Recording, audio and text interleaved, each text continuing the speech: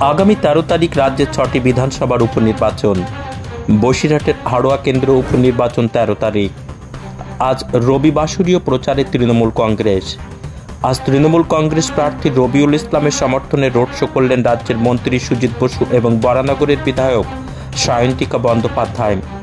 প্রায় 10,000 কর্মী সমর্থক নিয়ে এই মিছিল শুরু হয় হাড়োয়া গোপালপুর 1 নম্বর পঞ্চায়েতের সামনে থেকে।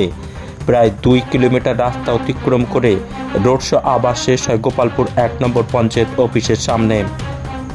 রাস্তায় কত লোক ছিল, মানুষের ঢল নেমেছে রাস্তায়।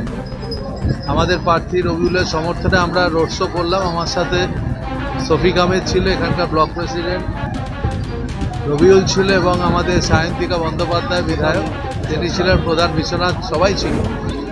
রাস্তার দুধারে তো লোকে প্রচুর আশীর্বাদ করলো। আমার বিশ্বাস সামনে যে উপনির্বাচন আছে বিপুল ভোটে মানুষ আমাদেরকে জয় দিবে। গাছের উপর জোড়া ফুলে 2 নম্বর কথা উঠে। সুজন চক্রবর্তীর দাবি যে তৃণমূলকে মানুষ ভোট দিয়ে ঠকেছে, এবার আর তৃণমূলকে ভোট দেবে না, কি বলবেন? তার কথা বললেন? সুজন চক্রবর্তী। তাদের বিধানসভায় কোনো আসন আছে?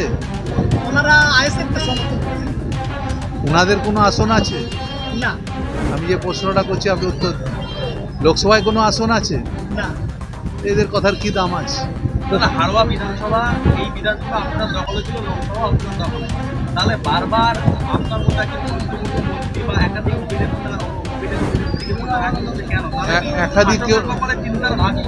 না কোনো চিন্তার ভাই তো ভালো হচ্ছে।